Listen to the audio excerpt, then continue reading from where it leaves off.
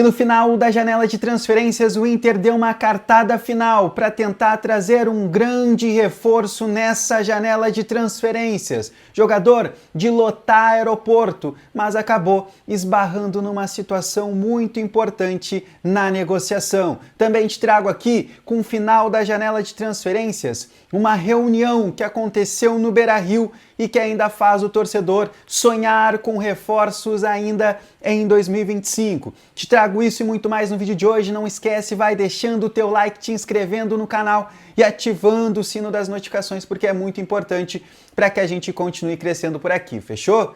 Batemos a meta, gente. 9.000 inscritos aqui no YouTube. Agora a gente tem que chegar em 10.000, então conto com a tua ajuda, conto com a tua audiência. Deixa o teu like e te inscreve por aqui, fechou? Vamos lá! Primeiro assunto que a gente tem que tratar aqui é sobre janela de transferências. Sim, ela se encerrou dia 2 de setembro, mas ela ainda continua valendo, tá? A janela de transferências para o Inter se reforçar ainda nesse ano de 2025 ainda vale, porque jogadores que estão livres no mercado antes do encerramento, daqui a pouco rescindiu o contrato no dia 1, ele pode ser contratado. E é isso que o Inter agora começa a vasculhar no mercado. O Inter busca sim ainda se reforçar e encontrar negócios de ocasião. É isso que a direção busca e teve reunião no início dessa semana para tratar dessa situação, de buscar nomes alternativos, de ir em mercados alternativos e encontrar reforços para o Roger para essa reta final de temporada. Vamos lá! O Inter, como a gente trouxe no vídeo de ontem, acabou se desfazendo de diversos jogadores ainda nessa janela. Wesley, Luca, o Gabriel Carvalho que foi para o KCA, Matheus Dias, Diego Rosa, Ramon, Kaique Rocha, Rohel, Natan. Muitos jogadores deixaram o Beira-Rio agora na metade de 2025. Só que de reforço chegou Alan Benítez para a lateral direita, chegou Richard para a volância e chegou o Alan Rodrigues para a segunda função do meio-campo, o famoso box-to-box. Foi isso que o Inter se reforçou até aqui. Só que o Inter ainda continua vasculhando para trazer reforços. Daqui a pouco um zagueiro, a própria lateral esquerda, que hoje é uma carência. O Inter tem como opções ao Bernabé. Vamos lá, para fazer ali o Vitor Gabriel, que pode fazer a lateral esquerda, né? Ele é zagueiro, mas ele foi contratado lá atrás, ainda para a base do Inter, para ser lateral esquerdo. E também a situação do garoto Pablo. E quem sabe também, numa terceira ocasião, com o retorno do Bruno Gomes, o Bryan Aguirre também pode ser deslocado para a lateral esquerda, tá? Mas o Inter tem a oportunidade agora de daqui a pouco buscar um nome para a lateral esquerda, buscar mais um nome para a defesa, né? O Inter que teve a saída do Kaique Rocha, teve também a situação do Agustin Rohel, tem o mercado como opção, tem o Cleiton Sampaio como opção, o próprio Vitor Gabriel, e hoje titular é a dupla Evitão e Juninho. Mas vamos lá, Cleiton Sampaio até agora não é um jogador afirmado, e o mercado, ele já teve uma lesão agora na sequência depois que tinha retornado da lesão de LCA.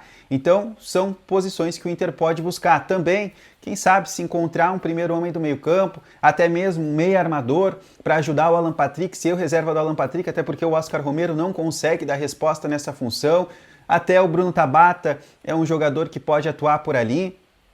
Também olhando pelos lados do campo, daqui a pouco tu encontra um extrema que está livre no mercado e tu pode também contribuir. Próprio setor de ataque, né? Um centroavante, tem o Ricardo Matias que cada vez ganha mais minutagem, mas o Inter, sim, o Inter se reuniu e busca trazer quantidade. O Inter busca dar mais número ao Roger Machado nesse elenco por conta de ter perdido tantas peças agora na metade do ano. Tu pode questionar a qualidade desses jogadores que deixaram o Beira-Rio, mas o Inter, a direção, a comissão técnica entendem que precisam ter reposições, que precisam ter mais de um nome para cada posição, principalmente quando tu fala hoje de uma lateral esquerda que tu nem tem um segundo nome, tá? Então é bom ficar de olho. Tem uma situação importante também, tá? Cada clube, né, de Série A e Série B, eles podem inscrever até 50 atletas no BID, tá? No Boletim Informativo Diário da CBF, e até o dia 12 de setembro. Ainda tu pode fazer 8 alterações nessa lista original, mas elas têm que ser até o dia 20 de setembro. Então, são situações e o Inter começa a olhar para esse mercado mais alternativo. A gente já trouxe nomes assim de negócio de ocasião. Vitão lá atrás, o Wanderson saindo do Krasnodar vindo para cá, Pedro Henrique saindo da Turquia vindo para o Beira-Rio. E o Inter, de novo, ele busca negócios de ocasião, negócios em mercados alternativos. Não se surpreendam se a direção do Inter acabar trazendo reforços agora ainda, mesmo com a janela fechada, tá, gente? Agora parece que a direção pode se mexer de fato nesse mercado. Outro assunto que eu quero tratar aqui com vocês é a última cartada que a direção deu para um nome de peso, tá?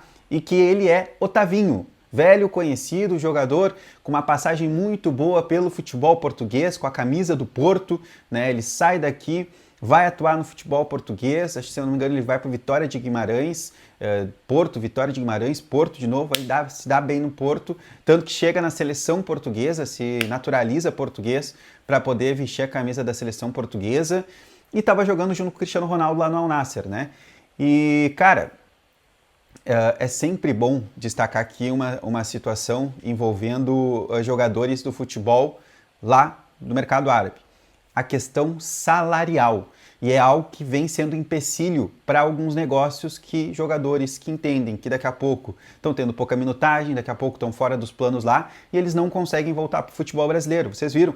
Marcos Leonardo, até o último dia da janela, o São Paulo estava tentando, martelando os caras. Cara, deixa ele vir para cá, para ele poder ter minutagem, para ele poder sonhar com uma Copa do Mundo e com Copa do Mundo também vocês poderem recuperar o valor investido no Marcos Leonardo.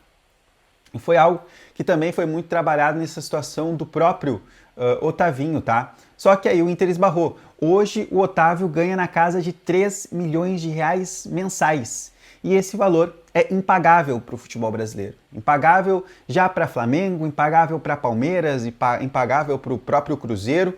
Tu imagina para o Inter, né? Que consegue pagar 1,5 milhão para Ener, 1,5 milhão para Borré, 1 milhão e alguma coisa para Alan Patrick, mas nunca conseguiu chegar na casa dos 2 milhões, por exemplo, que é um valor de super craques, né, de super nomes badalados no futebol brasileiro. E aí foi o grande ponto. O Al Nassr também não topa pagar o salário do Otavinho, chegou até a ter uma especulação do Otavinho jogar no Grêmio. Pelo que se tem de informação, o Otavinho não tinha também interesse em atuar num rival do Inter, ele tem interesse, se for para voltar para o futebol brasileiro e ter a oportunidade, uma das prioridades dele é jogar com a camisa do Inter nesse retorno do futebol brasileiro, mas isso não vai acontecer nessa janela, tá? Até porque ela fechou, então zero chances disso acontecer. O Inter chegou na reta final já, e aí quando tentou fazer algumas situações, propondo algumas situações para a equipe do Al Nassr, acabou esbarrando nessa situação. Uma delas, que eu tenho informação, é que o Al Nassr ele tinha interesse, vocês sabem disso, no Ricardo Matias, né? Eles gostariam de contar com o Ricardo Matias. E aí primeiro eles fizeram uma proposta de 12 ou 13 milhões e eles chegaram a 15 milhões de euros, tá? Mas acabaram esbarrando nesse valor. O Inter falando, cara, eu quero 20, né? Eu quero um valor mais alto. E aí, em certo momento dessa reta final de negociação entre Al Nassr e Inter pelo Ricardo Matias, o Inter colocou, cara, a gente está vendo uma especulação, né, do Otávio jogar no futebol brasileiro, de jogar no nosso rival, que é o Grêmio. Quem sabe a gente não faz algum negócio, né, envolvendo a ida do Ricardo Matias, mas vocês liberando o Otávio para a gente, seja por empréstimo, pelo menos, e vocês arcando com parte do salário. O Al Nassr não topou fazer um negócio nesse sentido. O Inter tentou também trazer outras opções para a equipe do Al Nassr, para a direção do Al Nassr, mas nada com tempo hábil para que essa negociação ela tivesse mais algum avanço. Reta final, aí já tinha muita dificuldade dessa situação acontecer, tá? Mas o Otávio ele ainda pode mudar de clube nessa janela, tá? Ele teve sondagem do Al Ahly, né, também clube, né, rival do Al Nassr, que era treinado pelo Jorge Jesus, agora o Jorge Jesus está treinando o Al Nassr, e também o Al-Qadsiya, clube do Gabriel Carvalho. Mas essa foi a última cartada de um grande reforço, aquele que lotaria sim aeroporto, né? Eu sei que talvez para as pretensões de lotar aeroporto, o Otávio nunca, talvez para o torcedor ele fosse jogador, mas pelo nome, pelo jogador de seleção, pela também concorrência que teve com o Grêmio em certo momento, tenho certeza que o torcedor recepcionaria esse jogador no aeroporto Salgado Filho se esse negócio fosse concretizado, tá? Deixa tua opinião aí sobre o Otávio, quero saber o que tu acha sobre ele, depois vou responder todo mundo aqui nos comentários. E também fala, conhece algum nome livre no mercado e que tu traria para o Inter? Eu tenho um, Rafinha Alcântara, acho que valeria a aposta tá livre e poderia assinar um contrato aí, quem sabe de produtividade até o final da temporada com o Inter. Fechou?